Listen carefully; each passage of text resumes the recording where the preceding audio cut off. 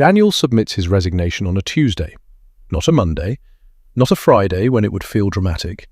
It was a Tuesday at 11:23 in the morning, sitting in his car in the parking garage of the office building he has driven to every single weekday for 9 years. He types the email on his phone, he reads it 3 times, he hits send, and then he sits there. He doesn't feel what he expected to feel. He thought there would be some explosion of emotion, relief, euphoria, maybe tears. He'd imagined this moment probably 400 times over the last 2 years, and in every version of the imagination, it felt enormous. Instead, he feels something quieter, something he doesn't have a word for immediately. He looks at his phone. His investment account shows $512,000. His emergency fund shows $47,000 in a high-yield savings account. His car is paid off. His apartment lease runs for 3 more months, and he has already decided he is not renewing it. He sits in that parking garage for 11 more minutes, just breathing, and then he drives away. He does not go back up to the office. He already cleaned his desk last Thursday when nobody was watching. His badge is in the cup holder. He'll mail it back. This video is about everything that happens after that drive, not the fantasy version, not the Instagram version where he's posting from Bali 6 weeks later looking enlightened. The real version. What $500,000 actually does to your brain, your identity, your relationships, your sense of time, your relationship with money itself. Because here's what nobody tells you about reaching this milestone. The money part is actually the easiest part. My name is Sake, and I spend way too much time studying what happens to people at the exact moment money stops being a constraint and starts being a foundation. Not a guarantee of happiness, not an automatic upgrade to a better life, a foundation, something you build on. And the $500,000 milestone is the most interesting one to study, because it's the first number where quitting your job becomes genuinely mathematically possible for most people, and where the real psychological work actually begins. If you've ever imagined walking away from a job you've outgrown, or if you're already building toward that number and want to know what's actually waiting on the other side, hit the like button and stay with me, because we're going through everything. The good, the uncomfortable, the things that surprise people, and the things that genuinely change forever. I have 3 open loops for you today that I'll be coming back to throughout this video. One is about identity, one is about time, one is about a specific financial mistake that derails more people at this stage than any bad investment ever could. Let's start at the beginning. The first thing that changes when you quit your job with $500,000 saved is not what you expect. It's not freedom, not immediately. It's silence. For 9 years, Daniel's life had a structure that he didn't choose, but also didn't have to think about. Alarm at 6:47, coffee, commute, meetings, lunch at the same 3 places rotating, more meetings, commute back, dinner, sleep, repeat. That structure, as suffocating as it sometimes felt, was also doing something important. It was making decisions for him. Hundreds of small decisions every day that his brain didn't have to make. Where to be, when to be there, what to wear, who to talk to, what to focus on. When the structure disappears, the brain doesn't immediately fill it with peace and creativity and inspired living. It fills it with noise. A 2023 study published in the Journal of Occupational Health Psychology found that people who leave structured employment, regardless of the reason, experience a significant spike in anxiety during the first 30 to 90 days, even when the departure was completely voluntary and financially planned. Not because something is wrong, because the brain was using work as an external scaffolding for identity and daily function. And when you remove the scaffolding, the building has to learn to stand on its own. Daniel's first week looks like this. He sleeps until 8. He makes elaborate breakfasts he photographs but doesn't post anywhere. He reorganizes his apartment twice. He starts 4 different books and finishes none of them. He checks his investment account 11 times in 4 days, not because he's worried, but because he doesn't know what else to do with the feeling. By day 9, he realizes something uncomfortable. He misses being needed. Not the job itself, not the commute, not the meetings, but the specific feeling of being somewhere that required his presence, of mattering to a system that would notice if he wasn't there. This is the first identity shift, and it's the one that catches almost everyone off guard. The Pew Research Center's 2024 Work and Identity Study found that 67% of American men derive their primary sense of purpose from their professional role, not from family. Not from hobbies, from what they do for work, which means when you remove the work, even voluntarily, even joyfully, even with $500,000 in the bank, you've also temporarily removed the primary answer to the question, who am I? Here's what this means practically. The first 30 days are not a vacation. They are a transition. And transitions require active management, not passive waiting. Daniel starts a daily walk at 7:30 every morning, not for exercise, for structure, for something that happens at a consistent time that his brain can organize around. It's 11 minutes long on the first day.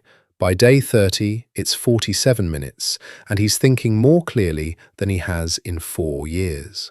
The silence wasn't the problem. He just needed to learn to sit in it without immediately filling it with noise.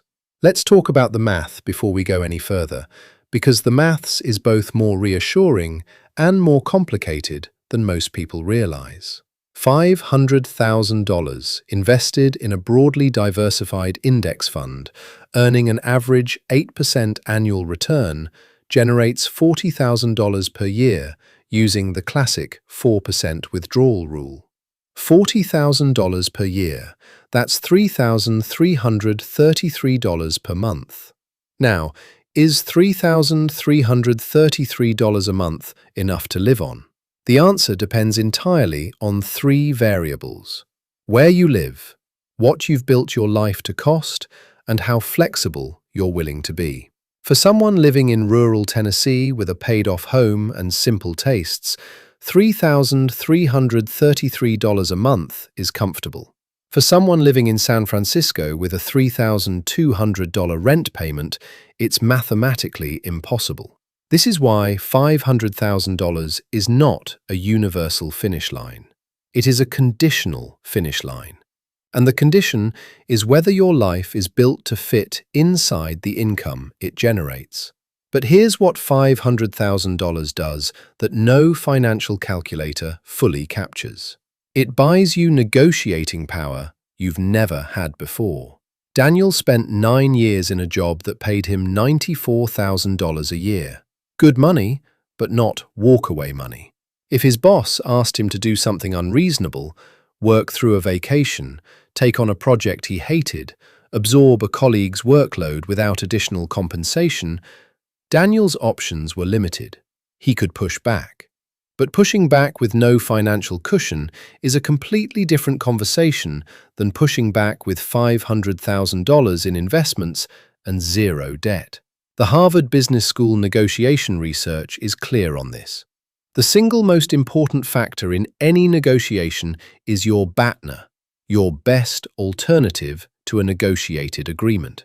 What happens if this deal falls through? For 9 years, Daniel's BATNA was bad. Unemployment, burning through savings, stress. His boss knew it intuitively, even if he never articulated it. With $500,000 saved, Daniel's BATNA was fine, was actually great. His BATNA was freedom. And that changed everything about how he showed up in those last months of work. More confident, more direct, less afraid of consequences. He got 2 raises in his final 18 months of employment, the same job he'd been in for 7 years with no raises in the previous 5. The money didn't buy him freedom when he quit. It bought him power years before he quit. Here's the open loop I promised you about identity. When Daniel drives away from that parking garage, he is carrying a version of himself that was built around a professional role. Senior project manager. The guy who knew how to run the meeting. The guy people came to when things were complicated. That version of himself was real, but it was also rented. Rented from a company that was paying him to perform it. When the rent expires, who is he? This is the question that $500,000 cannot answer. And it is the question that determines whether the next chapter of Daniel's life is the one he imagined or something much smaller and much lonelier than he planned. Dr. Daniel Levitin at McGill University has studied identity transitions extensively. His research shows that humans form identity primarily through three mechanisms: relationships, roles, and routines. When you quit your job, you don't just lose a role. You often lose the relationships that came with it, and you lose the routines that organized your days. 3 out of 3 identity pillars are disrupted simultaneously. This is why so many people who reach financial independence and quit their jobs describe a period of profound disorientation that they never anticipated and feel embarrassed to admit. Because from the outside, it looks like winning. It is winning. But winning a game you've been playing for decades and then suddenly having no game to play, that requires a level of internal reinvention that nobody warned you about. Here's what Daniel does that most people don't. He gets intentional about rebuilding all 3 pillars before he needs them. 6 months before he quits, he joins a weekly hiking group. Not because he loves hiking, because he understands he needs relationships that are not contingent on work. Relationships that will still be there after the badge goes in the. Vanguard's retirement research shows that the sequence of withdrawal matters enormously. Withdrawing even slightly more than your portfolio can sustain in the early years, especially if the market has a downturn in your first 3 to 5 years of withdrawal, can permanently compromise the longevity of the portfolio. This is called sequence of returns risk. And it is the reason that the 4% rule is not a guarantee. It is a historical average, with real variance around it. Daniel's protection against this mistake is not complex, but it requires a specific kind of discipline that is different from the discipline of saving. It requires him to treat his withdrawal rate as sacred as his savings rate was.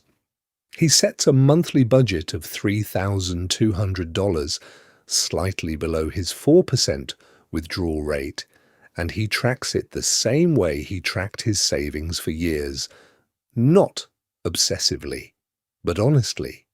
He creates what he calls a financial flex fund, 3 months of extra expenses sitting in a high-yield savings account separate from his emergency fund, specifically for the moments when he wants to spend beyond budget without touching the portfolio.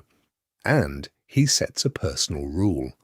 Any lifestyle upgrade has to survive a 30-day consideration period before he acts on it, not because he can't afford things, because he understands that the financial discipline that got him to $500,000 is the same discipline that will keep him there. The number changes. The mindset doesn't. Let me tell you what Daniel's life actually looks like 6 months after that Tuesday in the parking garage. He wakes up without an alarm. He has not set an alarm in 178 days, and he thinks about this sometimes with a feeling that still surprises him, with its intensity. He walks 47 minutes every morning. He has lost 14 pounds without trying because stress eating was most of his diet for 9 years. He finished 11 books in 6 months. He had finished 3 in the previous 2 years. His consulting work, 2 clients, 8 hours a week maximum, his terms entirely, brings in $2,100 a month. He didn't plan this. It arrived because when you show up as someone who doesn't need the work, people want to give you work. His portfolio is at $498,000, down $14,000 from his exit number because of a market dip in month 2 that would have destroyed him psychologically 3 years ago, and that he watched with genuine calm because the emergency fund was there, and the flex fund was there, and the consulting income was there, and he had 3 layers of protection before the portfolio needed to absorb a single dollar of stress. He still has the same IKEA couch. He texts the hiking group about this weekend's trail before he finishes his coffee. He doesn't miss the job. He misses 3 people from the job. He has had dinner with all 3 of them since he left. The relationships survived the departure. They were real relationships. The rest were proximity, people he knew because they were in the same building. The distance revealed the difference. Here's what has actually changed, permanently, irreversibly. He cannot imagine being afraid of his boss again, not because he's arrogant, because he has seen, viscerally and completely, that the worst-case scenario he feared for 9 years was never actually that bad. The worst case was this: freedom, uncertainty, rebuilding. And it turns out he was built for all of it. He cannot imagine making a major life decision out of financial fear again. Not because the money makes him immune, because the process of building it, the decade of discipline and delayed gratification and intentional choosing, rewired something fundamental in how he relates to risk. He is not more relaxed about money. He is more intentional about it. There is a difference. Relaxed means you don't think about it. Intentional means you think about it clearly, without panic, without scarcity distorting the thinking, with enough breathing room to make the decision that is actually right instead of the decision that feels safe. That clarity, that specific quality of financial thinking, is what $500,000 actually buys you. Not the freedom to stop thinking about money, the freedom to think about it differently. Daniel mails his badge back on a Wednesday. He walks to the post office. It's a 14-minute walk, and he takes the long way because he has time and because the long way goes past a bakery that makes good coffee, and because there is nobody on earth who needs him to be anywhere at any particular time today. He drops the envelope in the mail slot. He stands there for a second and then he feels it, the thing he was looking for in the parking garage that first Tuesday. The thing that didn't arrive on schedule. It's not euphoria. It's not relief exactly. It's something quieter and more durable than either of those things. It's the feeling of having made a bet on yourself, a decade-long bet that required patience and sacrifice and a willingness to delay gratification long past the point where most people give up, and having the bet pay off, not in the way you imagined, but in a way that turns out to be better. Not because the money made everything easy, because the process of earning the money made you someone capable of handling what comes after. He gets his coffee. He takes the long way home. The badge is in the mail, the alarm is off, the portfolio is working, and Daniel, for the first time in 9 years, has absolutely nowhere to be. Hit subscribe if this gave you a different way to think about what you're building toward. I'll see you in the next one.